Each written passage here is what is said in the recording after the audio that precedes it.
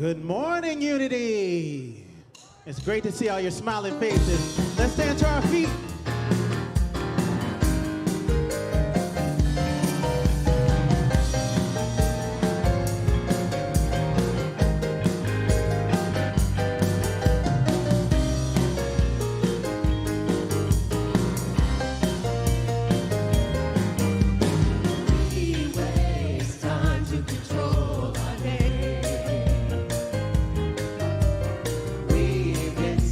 Beauty along the way.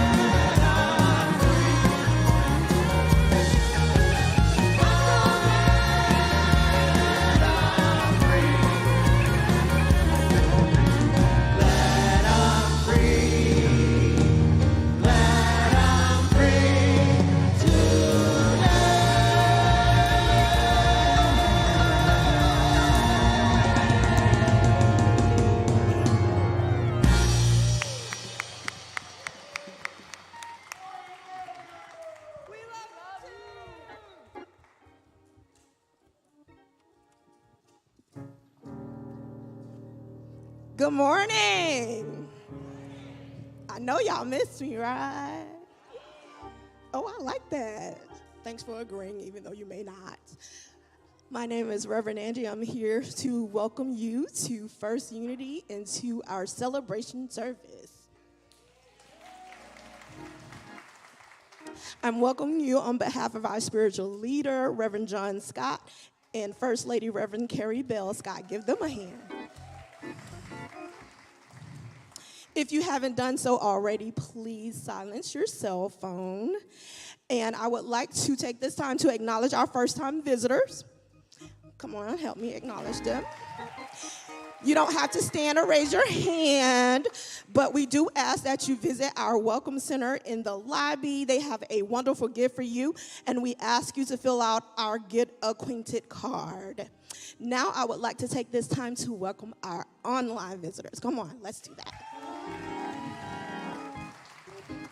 We appreciate you so much for being with us online this morning. If you don't mind, check in with us. Let us know where you're joining us from. Now is our favorite part of the service because I see it in your wonderful faces this morning. You get to talk to each other. So come on, connect with someone on your row, as I know you love to do, and say, good morning, beautiful. Welcome to celebration service. You're so awesome. You're amazing, intelligent, wonderful. I see you healthy, I see you wealthy, and I see you wise. Yes. Now we're going to welcome up Reverend Kerri Bell for our announcements. Woo woo! Good morning, guys. Morning. Happy Spirit Expressing. Everybody looking good in their blue/purple/indigo/whatever you wanted to wear today? Y'all are looking good. Well, in the spirit, I know we have been giving away inclusionist t-shirts every week. I don't have it with me because I don't have any more hands, but this week, how we're going to give them away is if anyone in here has had a birthday between September 7th and today, visit our welcome desk in the lobby, and you get a free shirt. Woo-woo! We have medium, large, and extra large for you guys. Our Wednesday evening meditation with Reiki, we have that every week. We invite you to join us for that. It's a wonderful space that we're in. It's very intimate. This week is going to be facilitated by Emmanuel, Bob, and Michaela, our trio. Our Oneness and Social Justice team does meet this Thursday, so I want to make sure everyone is aware of that. If you have not joined this team and you're interested in seeing how you can make a difference in the St. Pete and Tampa Bay area, make sure you visit the flyer in the lobby. You can email Tanya, and she'd be more than happy to get you signed up. All right, guys, Taste the Nation's Gala. We are less than 2 weeks. We are less than 2 weeks away. We have sold 90 tickets, so we have 60 left. And guys, the deadline to purchase your ticket is next Sunday. Next Sunday, we are not doing at-the-door tickets this year because we want to make sure we have plenty of food and drinks and everything planned for you guys that are attending. So get your tickets now or by Sunday. Our silent auction fundraiser is filling up. I believe we have maybe 15 to 20 items and services, but we would love more. I want to see maybe 30 or 40 items this year. So if you have something you would be willing to donate, it could be an item, a gift, a service, a good, a gift certificate, anything like that. See myself or Laurie in the lobby after service. All right, so we are going to change it up a little for November. I know we love our space here at the Benninger Theater, but we are actually going to be meeting at the Miller Auditorium. I know some of our community has been in this as well. It is here on Eckerd College, so you don't have to go far. You'll just follow the signs as you enter in and go to the left instead of the right. So we are going to be there the first 2 Sundays of November, so we invite you to join us there. And then the third Sunday in November, we are having our Thanksgiving Picnic in the Park Sunday. Yes, this is going to be a Sunday service, so come out and join us. We're going to celebrate. We're going to have a good time in the park. If you would like to join us for a picnic lunch, bring an item. Bring something that you can share with the community. There is a pavilion there as well, so we're going to fellowship and have a good time. We invite you to be a part of that. Next Sunday, we are continuing our Spirit Expressing series. We will be in the light purple, which is the crown chakra. So you could wear light purple or white if you would like to be a part of that energy. And then last but not least, every year we have a really special event for our community. A lot of heart and soul goes into it. It is our gratitude, a night of inspiration and generosity. We are ready to go for this. So it is going to be Friday, November 14th at 7 p.m., and this is going to be held at Lakewood United Methodist. It is South St. Pete. It's actually not really much further south than Eckerd is, but the address is on the flyer. It's also in the flyer in the lobby as well. Bring the family, guys. This is going to be a night that's really going to touch your heart and your soul, so we are really looking forward. Our voices are working hard, so we hope you join us for that. I believe that's it, guys. I love you. Enjoy service.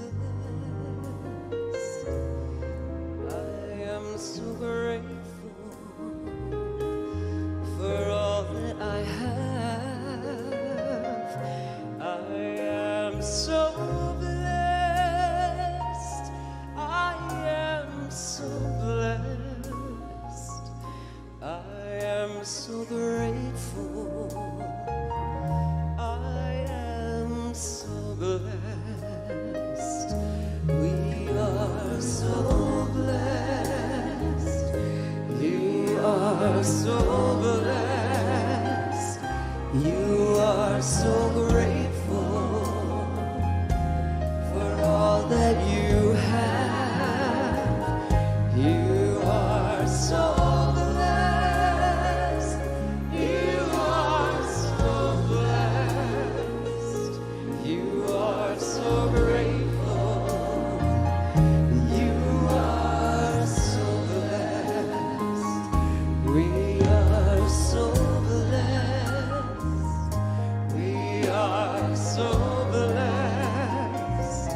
We are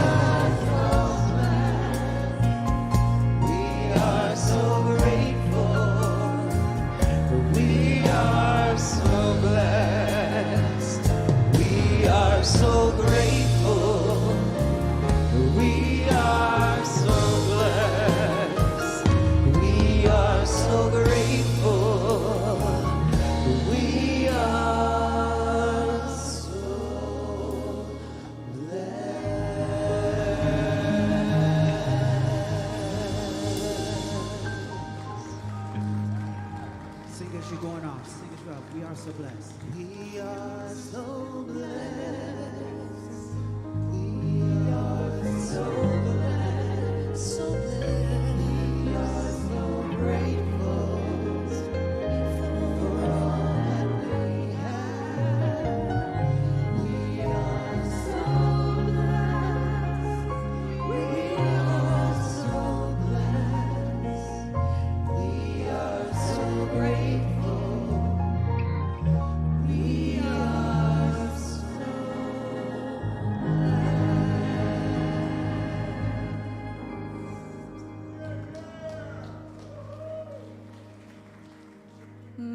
Wonderful.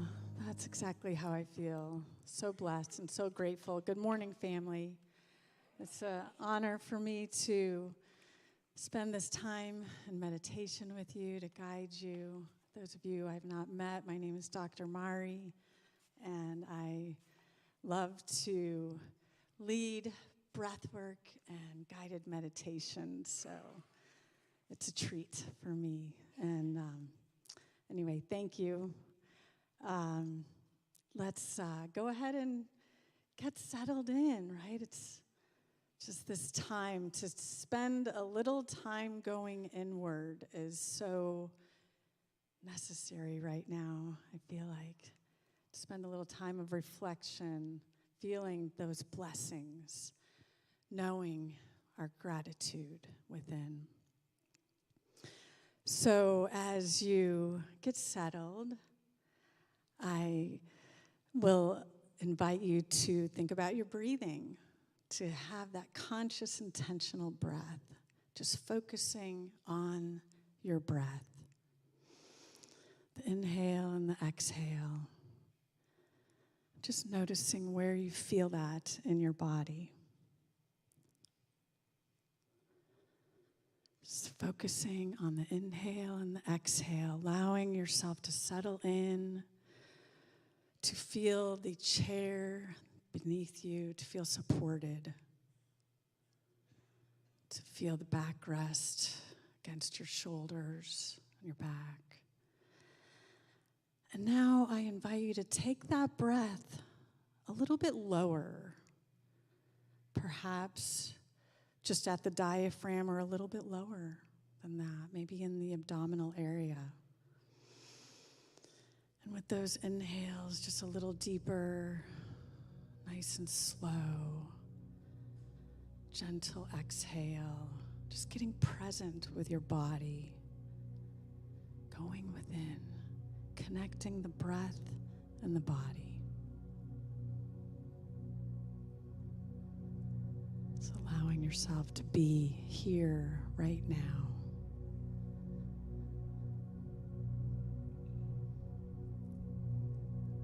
And as you feel this sense of connection to your body,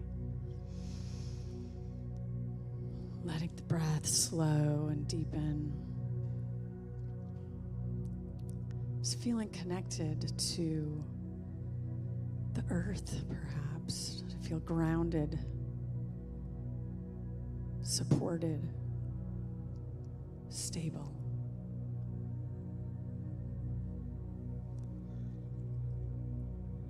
And as you continue those inhales and exhales, I invite you to bring that breath up just a little bit higher now. We're going to work through a 3-center breath. So coming now into the chest area of your body. Coming into this heart space. And here I invite you to bring the breath to your attention to the rib cage. And that inhale and exhale as the rib cage widens and expands with the inhale. And then gently just comes to contraction and relaxation. So inhaling, expanding, exhaling, relaxing, contracting. And notice the space in the middle of your body, this heart space. Just feeling this sense of compassion compassion, feeling this sense of empathy, feeling this knowing that all is understood, that there's love available for everyone. And maybe you want to just spread that love to another. And as you're focusing on these inhales and exhales in this area, in this chest area of your body, I invite you to think about your shoulders and maybe just pull your shoulders back just a slight bit down so you can open a little bit more into this heart space, like as if almost you're being lifted up with that inhale, just feeling a sense of being lifted up from this heart space, which is this element of air. And as you feel this lifting up, now we're going to shift to the head part of your body, where this third eye center exists. And here I'd like to invite you into a little practice that's going to be visual in your mind. So imagining that you have at the very top of your shoulders a line starting from the right to the left, and you're drawing this line across your shoulders. And as you do that, you'll inhale. And then as you continue that line, we're drawing a triangle. You're going to go up from the left shoulder to the top of the forehead. And you'll exhale here. We'll do this a few times. And then from the top of the forehead, drawing a line to the right shoulder. So you've drawn your triangle. And here we'll just pause, or maybe an act of swallowing is nice to lift that energy. So we'll walk through it a few times. Inhaling from the right shoulder like a line across, 3 seconds. Exhaling from the left shoulder to the top of the forehead, 3 seconds. And then from the top of the forehead to the right shoulder, just a nice pause or a swallow. Again, inhaling across the shoulders like a line. Exhaling from the left shoulder to the top of the forehead. And then a diagonal from the top of the forehead to the right shoulder. Let's do this one more time. Inhaling across, drawing this triangle to the top of your head. Exhaling the angle of the line to the top of your forehead. And then pausing or swallowing to the right shoulder. And here now that you have this image that you created of the triangle, I invite you to bring it in your mind's eye forward so that you can see this triangle now in your mind's eye. And as you see this triangle, this third eye existing in the triangle is your intuition. This is your inner knowing. This is your wisdom that is within you. It's that small seed that knows all of everything that's within you. It's your inner guidance. So as you tap into this third eye energy and have this visual experience, see yourself in this knowing that you're healing your body, that any imbalances that you have are being balanced, that any blockages are being cleared, that any aspects of creativity that you bring into your life are successful. And maybe you want to see these aspects for other people. Whatever it is, your vision for yourself or for another, now you see that fully, completely, whole. The I am of all that you are, the inner knowing that exists within you, that is yours, that can never be taken away. And as you experience this, I invite you to tap into what this feels like in your body. What does this feel like, this inner healing, knowing, this inner guidance, this trust in your intuition and seeing what is possible? Tap into your body. Is this feeling of joy, enthusiasm? Just check in with that feeling in your body. Check in with your heart space. This feeling of love, full excitement, enthusiasm for all that you are as you see this in yourself or another. And then again, coming to the triangle, this visual triangle, seeing this fully lit up experience of yourself, engaged in this intuition of higher knowing, inner guidance, that wisdom that is within you that no one can take away. And just checking in that if there's any tension in your body at this point, breathing into that, so staying with the breath, staying with the inhale and the exhale.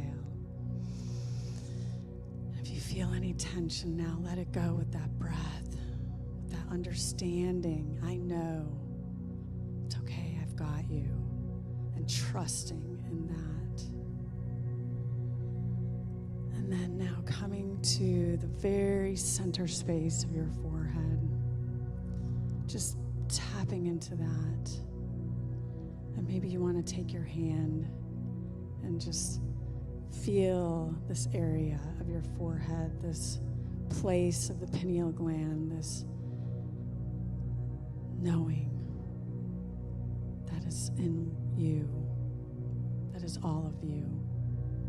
And just maybe you want to say, I believe in all that I am. I believe and trust in my inner healing wisdom. I surrender to my inner guidance, allowing Spirit to lead, and see yourself, your higher self, just lifted up in this space, whole, complete, feeling this energy of joy, of love, and peace. Now just taking a couple of breaths with this sensation, this feeling within you, knowing you can always come back here. And as we come to a close, I invite you to again feel your feet beneath you. Feel your hands at your lap. Slowly coming to opening your eyes. Being present with all that you are. Blessings to all of you for love, joy, and peace.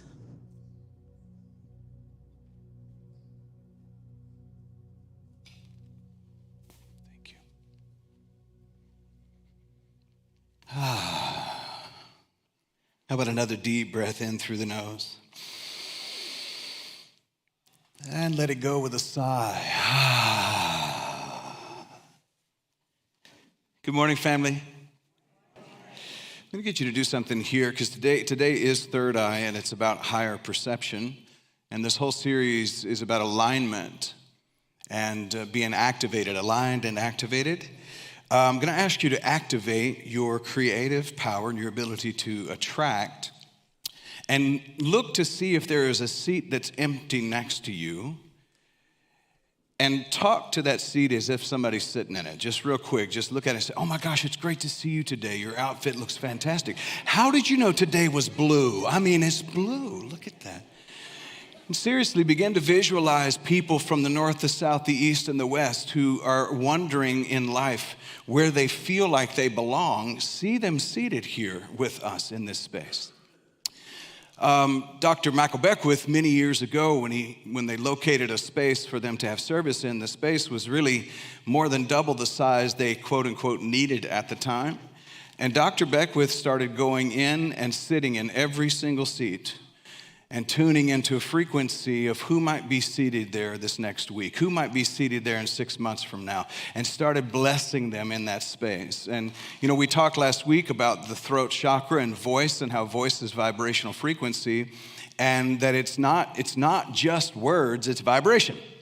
And so if we believe that, then we should be activating that in our life. If you have a business that you're leading in your life, instead of being worried about the bottom line not being enough, spend that time that you worry about the bottom line not being enough calling for the customers to come in. Literally begin to call their names. Oh my gosh, Mike, it's great to see you today. So glad that our business could serve you. Lisa, so glad that we could serve you. We bless you, and we're grateful to be able to be of service to you. So instead of talking about what you don't want, start talking about what you do want. It will change the vibration of your business because it'll change the vibration of your life. That's called not just affirmation, but activation. Look at your neighbor and say, don't just be an affirmation, be in activation.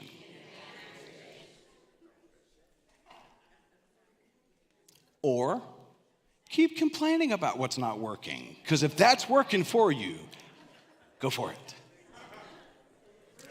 We've been on an interesting journey together, and I want us to remember a little bit where we've come so far. The root chakra was our first chakra that we looked at as the base of the spine, and we began with grounding ourselves and feeling a sense of safety. We said that safety is not a luxury, that safety is a birthright. And we said that fear is not our foundation. Love is. In fact, declare that if you will. Fear is not my foundation. Love is. Look at your neighbor and say, neighbor, fear is not your foundation. Love is. Whew, see, I got goosebumps when y'all started talking. This feels good already. We'd like to stay here just for a little while because it feels like a holy massage. All right. Then we moved from the root chakra into the sacral, and we started talking about the flow of the river of creativity that's within us. And we talked about play, and we talked about funding your fun. We talked about how movement, dancing, or even going and working out is a way to activate the sacral. It's about movement in the body, and how there is a sense of knowing that life is not a duty. Life is a dance. And it's not the kind of dance you have to go get classes for, to make sure you get all the steps right. It's about the fun of dancing. And then that activates the part of our being that is creative. And then we moved into the solar plexus and the heart in the same week. Some of you may remember that. And we said that we're going to join this fire that we have within us in our solar plexus. We're going to join it with the garden of compassion. We said that willpower and compassion would work together to create a life that is powerful and meaningful. We learned that when strength and tenderness unite, willpower becomes love power. We also talked about how Jimi Hendrix said one time, when the power of love overcomes the love of power, we will have peace. So last week we moved. I tell you what, if you're going to applaud there, let's get it. Let's get it. Somebody scream. No. Call me the hype guy. Then we moved from the solar plexus in the heart up into the throat. And last week we said that we're going to rise into the expression of our truth. We remembered that our biology is listening to what our mouth is saying, and that words create worlds, and that our voice is not meant to divide, it's meant to invite. I am learning how to be better at invitation than division. Anybody else learning that? How many have recognized we live in a divisive world where everybody's right about everything? And by God, they're going to stand on the hill of how they're right, and you're wrong unless you agree with them, and then you're probably close to as right as they are. We want people on our... These days, it's gotten to the place where truth doesn't matter as much as opinion does. I'll leave that there. But we learned that this is a powerful tool that we have, and many of us are activating the wrong energies in our life. Doesn't mean that you're bad, doesn't mean there's something wrong with you. We don't ever need to see that as a sense of judgment or condemnation. That's the ego's way of tricking you out of paying attention. It wants you to take it personal so that you don't pay attention to correcting it. That's why when we hear corrections or we hear that there's a more accurate way, sometimes we automatically get into condemnation and we start thinking about, well, I must not be that spiritual because I wouldn't be going through this if I was that spiritual. And then we do one of two things. We either start sulking and become depressed, or we start to bypass it and not ever deal with it. Anybody know what I'm talking about? People love spiritual bypass. I want to see it head on.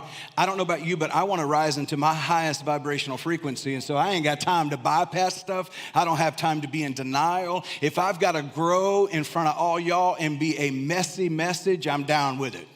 I'm okay with that. I want real people in my life. I don't want folk I can't trust. Come on now. If you've never been through some hell in your life, I'm afraid of you. You know what I'm saying? Those folks that act like they ain't never been through nothing. I came in here floating on joy because love, joy, and peace. When we say practice it for a reason, because it's not in every moment that you do it. But the point is not to look at yourself with judgment, but say, hey, there's another area of my life that I get to. I don't have to. I get to elevate. So we're changing our language, and today we're moving toward the third eye. It's called the ajna, and this is the place that's been called the seat of higher perception. Today I don't want to talk about visualization as much as I want to talk about perception, because perception determines your reception, and reception determines your conception, and conception determines what you birth into this world and what you end up having to raise. Some of us have birthed some metaphorical children and they're crazy as all get out. Y'all know what I'm talking about? Some things we've allowed to percolate and to nurture in the womb of our being, and we're like, oh my God, I need to disown that one. And you can by changing your perception. This chakra is whispering, it was in my ear earlier this week, and it said, check this out, John. The real shift isn't what you're seeing, it's how you're seeing it. Now, I've heard this before. We've heard this said by many other people, but how many of you have heard a lot of these principles before? When you come into this space, it's not like you're hearing anything new. I've already told you, listen, this is kind of old school stuff. The issue is not the information, it's the integration.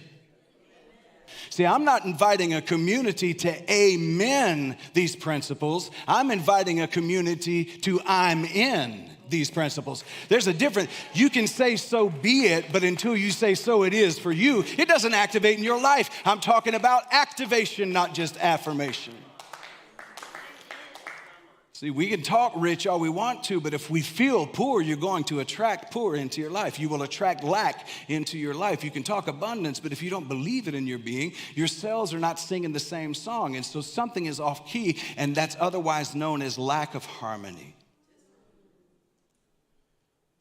So the real shift is not what I'm looking at, it's how I'm looking at it. Turn to somebody and say, it's not what you see. It's how you see. In science, this is called the observer effect. As you observe it, so it responds or reacts to you. But let me tell you a little story. Just a little vulnerable for me, okay? Not as if I haven't been lately.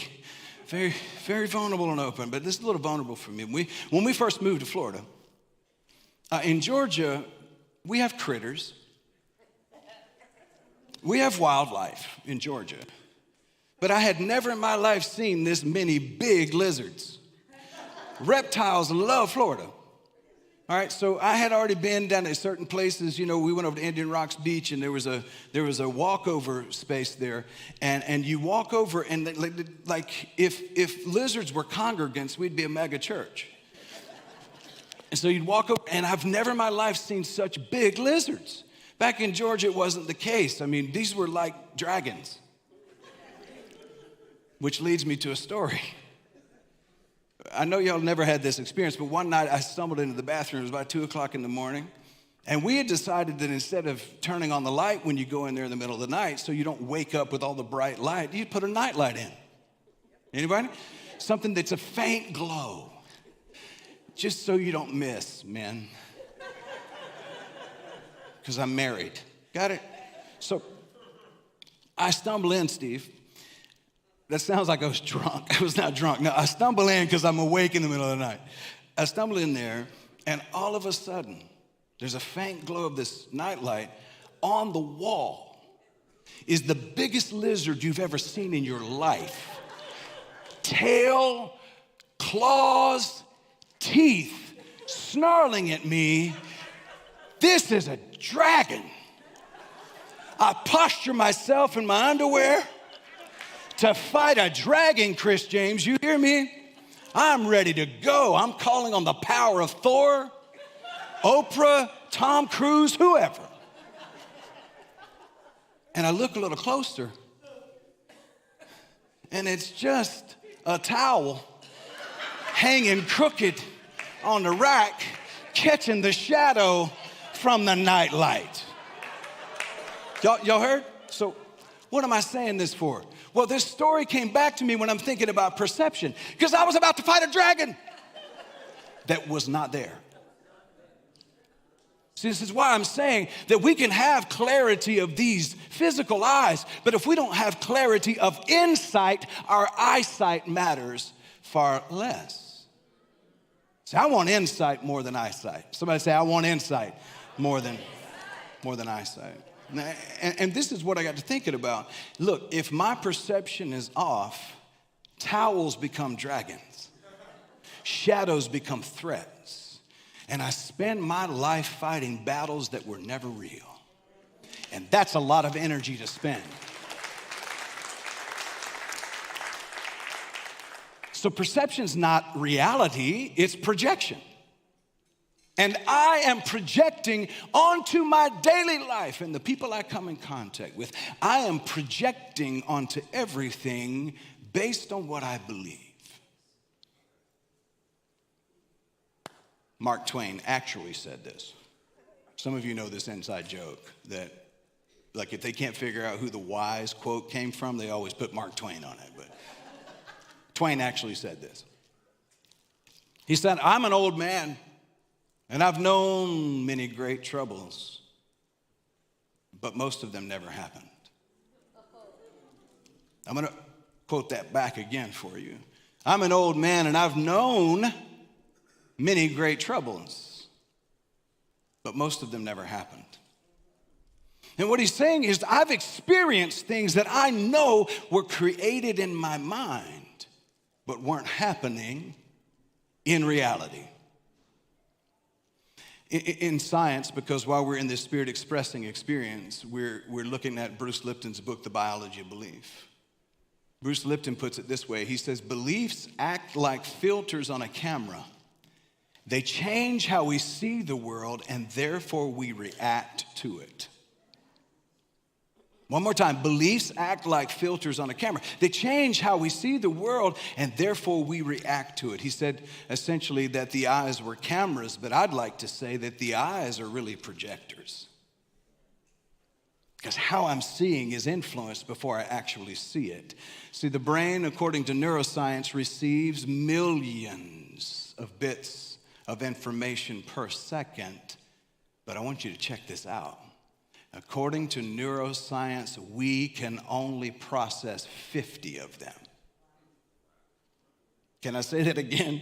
We receive millions of bits of information, but we only at this point are able to cognitively process 50 of them. And you know what that means? That means the brain is filling in the blanks with your beliefs.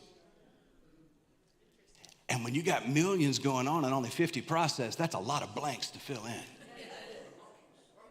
And your brain is taking information and inflammation from your past experiences, and it is coloring in the blanks. Because it's not trying to hurt you. Please understand, you don't need to be at enmity or in division with your mind. Your mind's not trying to hurt you. Your mind is trying to preserve the vessel it travels in. I'm gonna say this again, because you need to understand, your brain is not against you, but it's not necessarily for you. It just wants to live, and if you die, it stops. So it's about self-preservation. It's about the preservation of the vehicle it's traveling in. And so it's offering you data from previous experiences to try to keep you safe. It's called self-preservation. This is why the only way to rise spiritually and to really fully awaken is to at least quiet the mind down so that you can turn up the vibrational frequency of divine nature. Otherwise, you're a victim to the real rather than seeing the real. R-E-E-L. R-E-A-L. So I'm filling in the blanks, Lisa, with what I believe. That means it's on me to start figuring out what it is I really believe. See, this is why the placebo effect actually works. Because the body heals because the mind believes. If you can get the mind to believe that healing is possible, you can start to get your cells in alignment with that belief system. And it'll start creating those possibilities. I'm talking to you about a powerful vessel you have here, a powerful engine of truth. This can circulate healing or it can circulate sickness in your life. That's called the nocebo effect. Placebo effect is the body healing itself because you believe it can, and the nocebo effect is people feel sick because they expect harm. This is why the system, I sound like a broken record. This is why the systems of our world, we don't prefer, but the systems prefer a sick care system, not a health care system. I'm not throwing shade on our doctors or our medical professionals because they're doing the best that they can with what they've been given. I'm actually not throwing shade, I'm casting light. That's what we're here to do, is to cast light, not cast shade. Y'all heard? So I'm saying to our Western world, we have been taught to make human bodies an annuity. We've been taught to cut the check engine light so you think it's okay. Because if you don't think something's wrong, then you're not, come on now. I don't want to make everybody upset maybe up in here, but I'm telling you, if you activate the truth of the divine nature that's within you, you can begin to live a life of health and well-being.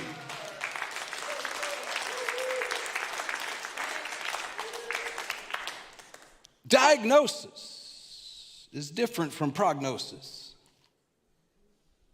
I'll take my diagnosis and say thank you, and I'll determine my prognosis and attract into my life what is necessary to heal this body. Somebody say, I'm healed and whole. See, the thing is, most of us are walking around with a low-grade fever of anxiety in constant flight, fight, and freeze. Constantly stressed out. I mean, they have found that oxidative stress in the cells is typically the place that you can trace every known disease back to. Because dis-ease just means disconnection from ease. And when you feel anxious, you feel uneasy. And that is the breeding ground for dis-ease. Your nervous system doesn't ask, is what I'm seeing true? It asks, what lens am I looking through? In other words, the body says, what do we believe about this? Every time you face a trial, tribulation, a challenge, something that is causing you to be in anxiety, your nervous system is asking you to determine what it is you believe about it. Now, see, that can sound like spiritual bypassing if you're not careful, but here's what I tell folks. Vicky, we've talked a little bit about this. Now, you be in the feelings. Don't bypass them. Feel all of the feelings. And then ask yourself, what will I do with the feelings to bring those feelings, even the negative feelings, over? How will I mutate those, and how will I actually manipulate those feelings to make them fuel? See, I've determined to make fear into faith. I've determined to say to lack that lack is just misunderstanding how much we have space to host. See, if I have an almost empty bank account, what I have decided to do is to say, oh my God, there's so much more room for so many more digits.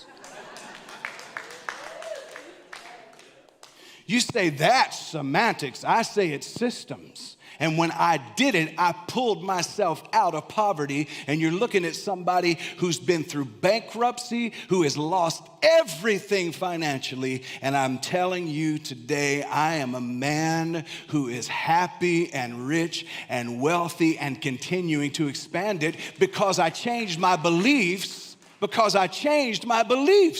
I don't believe there's any lack in the world. I believe the world is full of abundance. And I'm going to tell you something furthermore. Y'all don't tell anybody I said this, but money loves me. Money looks for me. It hunts me down like, can I get it in your pocket today? Do I have to come back? No, go ahead, get in it. People will think that's crazy, but I'm telling you, even Jesus said to make friends of money.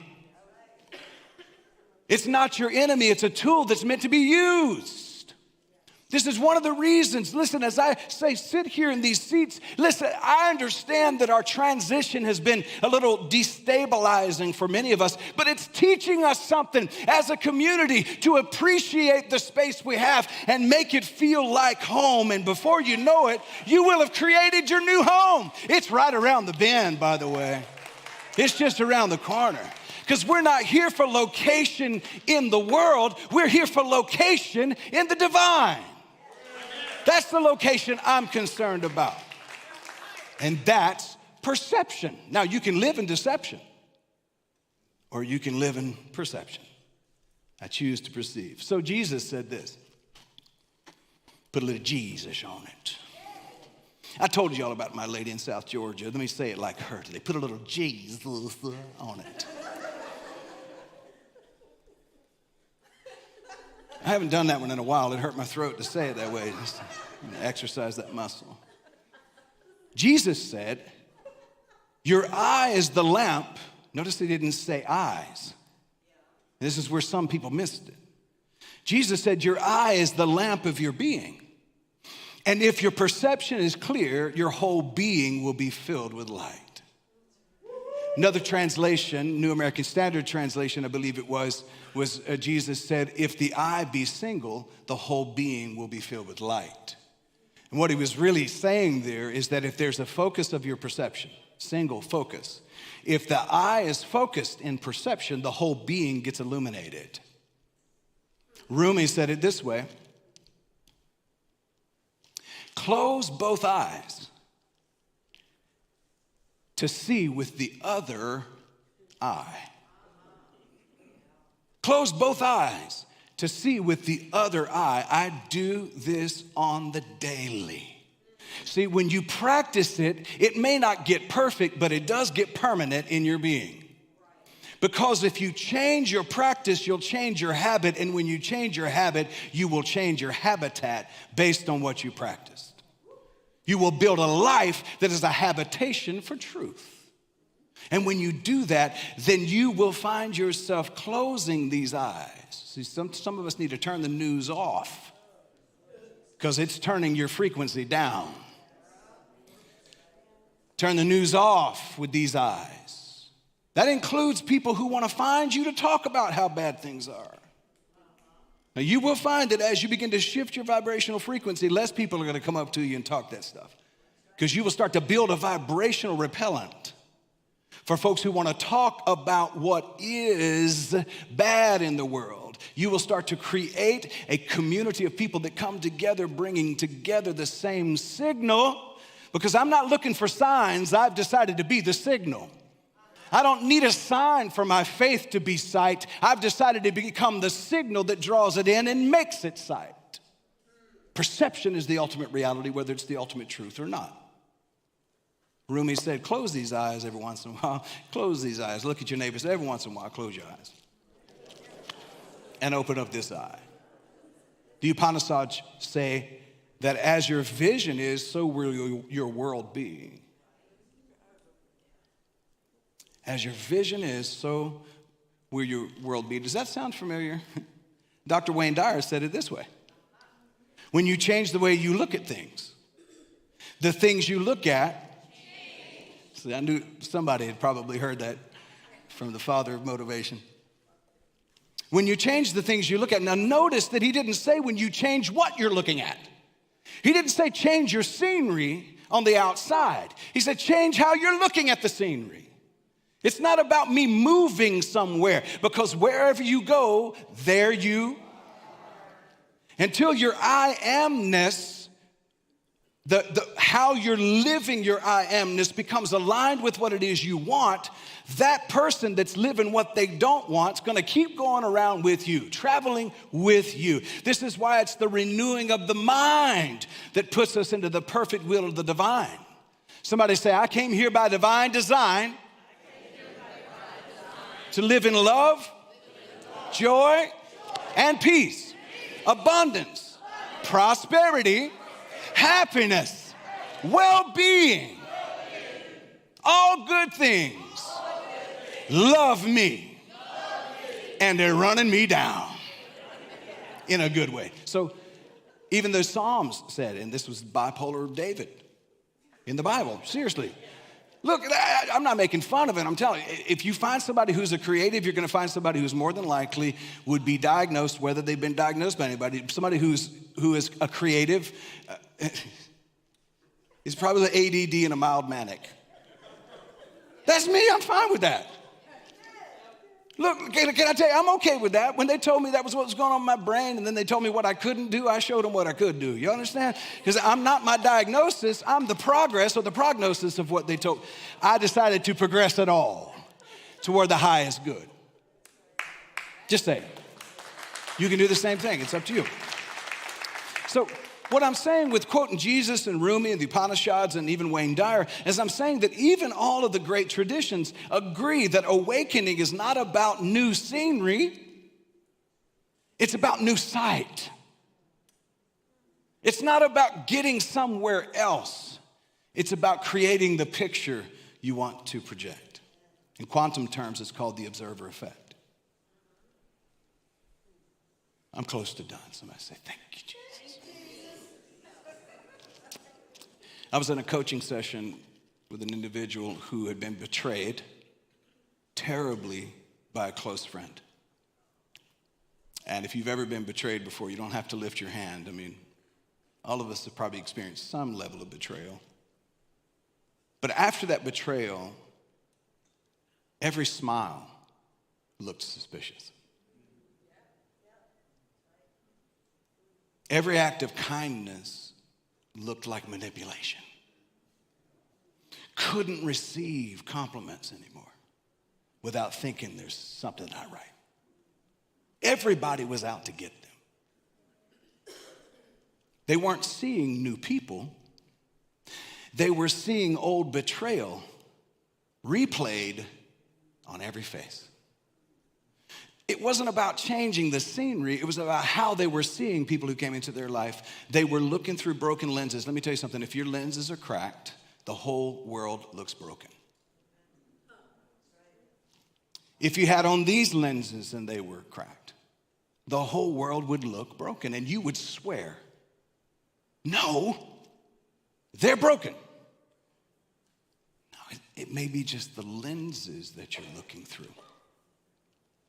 When the lens is cracked, the world looks broken. So if you clear the third eye, you polish those lenses, you heal those lenses, you start to see what's true. One of my favorite prayers that I pray now, especially in situations where it feels like I can't clearly see what's going on, is I've started asking, what's real here? You know what I'm saying? Like when you get anxious about a situation or a circumstance that you're dealing with, instead of getting caught in the vortex of reaction, take a deep breath and simply go within and say, you could, however you want to word it, Holy Spirit, show me what's real. Higher consciousness, show me what's real. Mother Mary, show me what's real. However you want to name it. But get into the attitude of believing you're going to receive the vision of what is actually happening, what is real. Lastly, rewriting the real, R-E-E-L, is what helps us to start seeing life turning out the way we want it to turn out. Pat yourself on the chest and say, I can have the life I really want. See, notice wherever in the body there's resistance to those words. And that's the place to heal. I can have the life I really want. In Dr. Bruce Lipton's research, he found that the cells in the body literally shift based on perception. He started writing and teaching that matter is directly affected by how it's observed, and that perception directly influences reception. And as I said a moment ago, then it affects your conception. So what you manifest into the world. So trauma makes the body replay. I believe it was Greg Braden who said this. The trauma makes the body replay the horror film even when the theater is empty. But I say higher perception is that I don't have to keep watching that movie. I can change the real. The theater belongs to me. There's a simple exercise that I would like for you to consider, because perception is the director's chair, and you get to choose the frame. If you don't frame life the way you want it to be, it's going to frame you, and the odds are it's going to bring you before a judge and a jury, and then it's going to sentence you and incarcerate you to life behind those bars. There's something that I do, and I'm going to ask you to consider it. It's really very simple. And I take a deep breath on nearly everything I do. One of the reasons for that is if you breathe in through your nose about 4 or 5 seconds, you hold it for just a moment. And then you breathe out through the mouth about 7 or 8 seconds. And if you do that a few times, you literally slow down your nervous system response. You start to balance the nervous system. And then you'll begin to bring your heart rate down. And as a result of that, you'll start to bring the brain and the heart into coherence. And then the body joins. And now you have the trinity of a power source that can communicate directly with the quantum field. So I normally take those deep breaths in, and I do this slowly. The first time is not normally as deep or normally as slow. The first time you may feel unsuccessful. Go again. And breathe in deeply. And then sometimes I'll say it aloud, and other times I'll just begin to look, and I'll say, I'm going into the theater of my mind. And I'm looking on the screen of my imagination.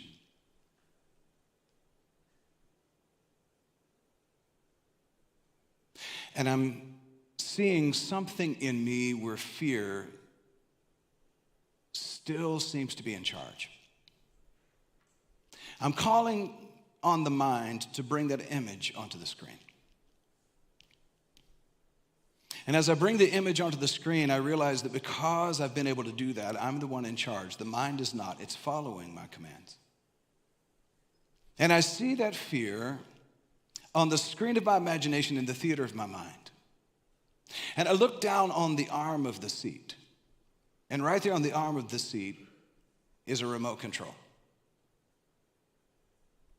And so initially I turn the volume down, no matter what that image is doing. I turn the volume down so that I'm not hearing it and seeing it. And what I used to do was change the channel.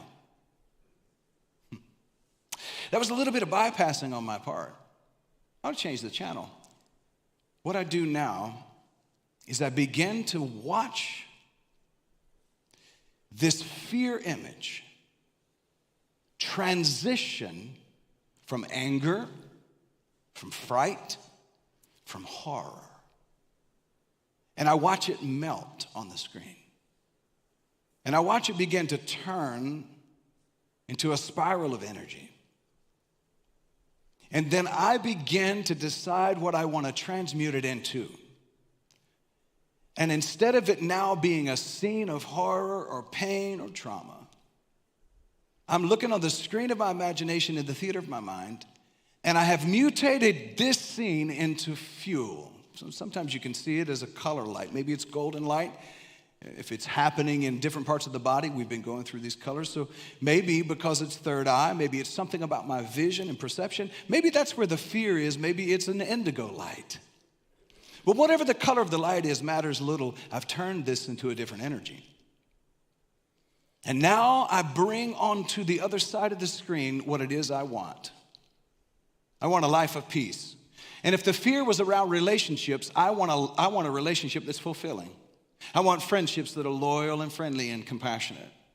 And I bring that onto the scene, and I merge this energy that I've just transmuted into that scene. And I watch what happens, that as it merges into this scene, then the whole scene changes on the screen. And instead of changing the channel, I've changed the energy.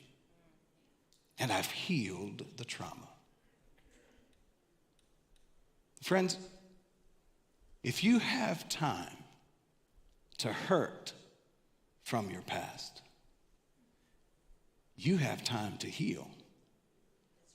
If you're taking up hours of your week in the pain, start taking 30 of those hours to heal, and then 60 minutes of those hours to heal, and narrow the gap until you become whole.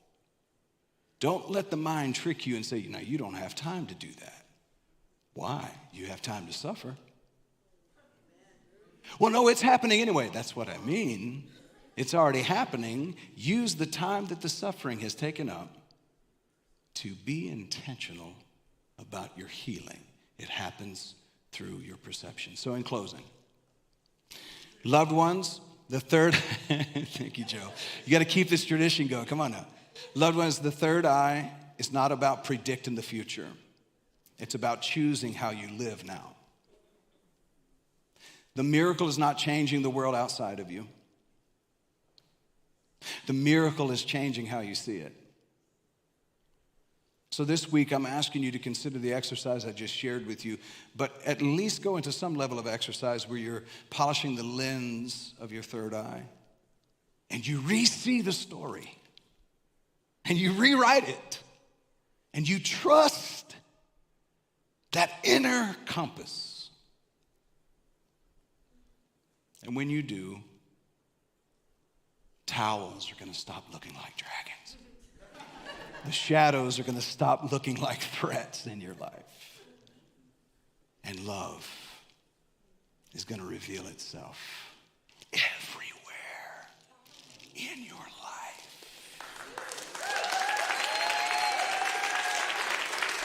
Change your perception. Change your perception.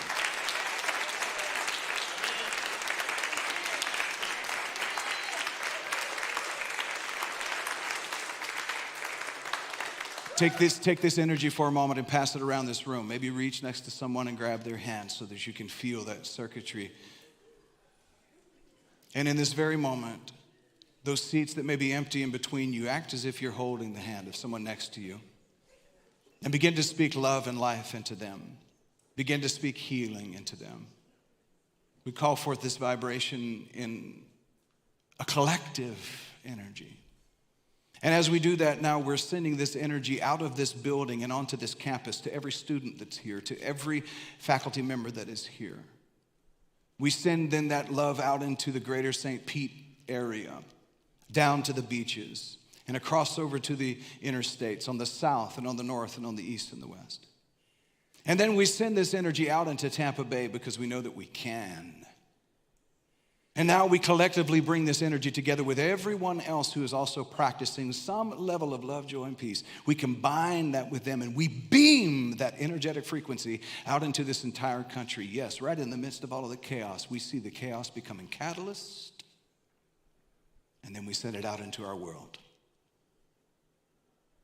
We choose to live in our power and move in the might of the truth of our divine nature. And it is so. And it is so. I love you, family. I love you, love you, love you.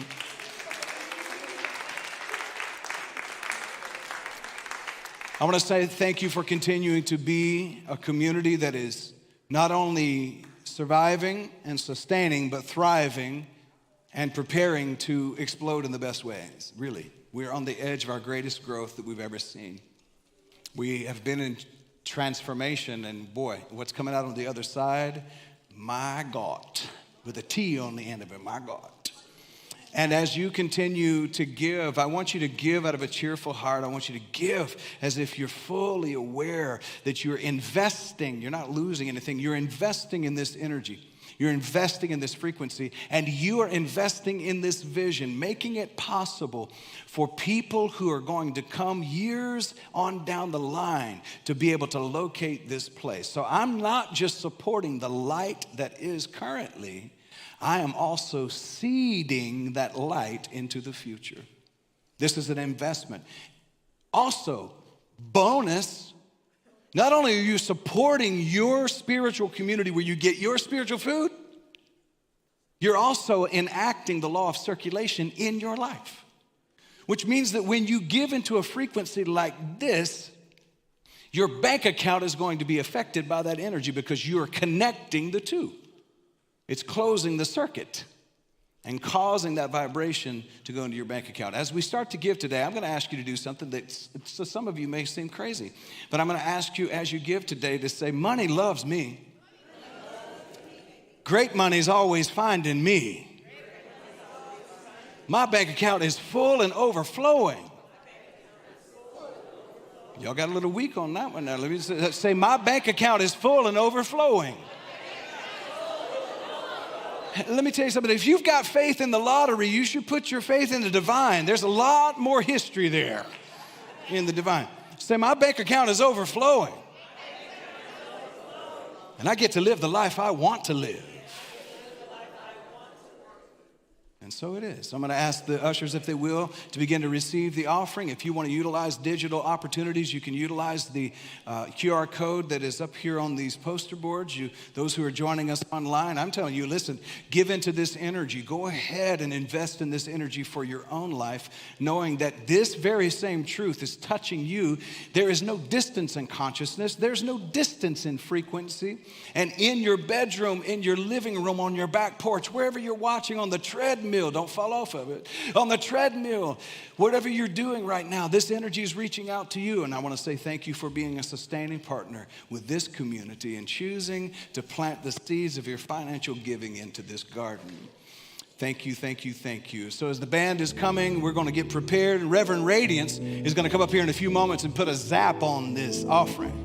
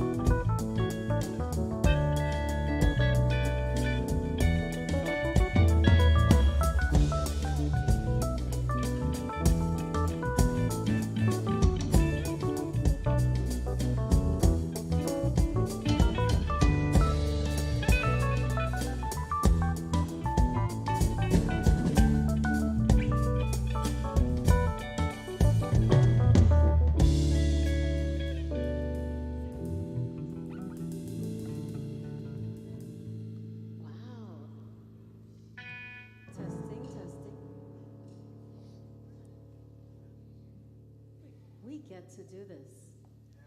We get to be here together. I get to zap this offering. Oh. Wow, how lucky are we? Look at the food that we have received today. Right? Ooh. And we get to take this home with us. We get to take it to our communities. We get to spread this in the world. And so in this moment right now, we give thanks for all of these gifts received. We give thanks for our online community. We give thanks for every single person in this sanctuary. And let's just take a moment and just feel this gratitude. Let us just be showered in it. Yes. We feel this love, this gratitude, this joy. So let's place our hands and put them in the direction of our ushers right here who serve us so lovingly. We see these gifts multiplied. We give thanks for this global movement of love blessing millions every day. We give thanks that we get to do this. And so we remember, we take this message, we remember, we are in the director's seat of our lives, right? We shift our perception and we change our conception. And so we see these gifts blessing this entire planet right here and right now today. And we give thanks and we just send love to everybody in the sanctuary and across the entire planet. And for this opportunity to serve and to give and to be, we give thanks. And so it is. Amen. Amen. Amen. Amen.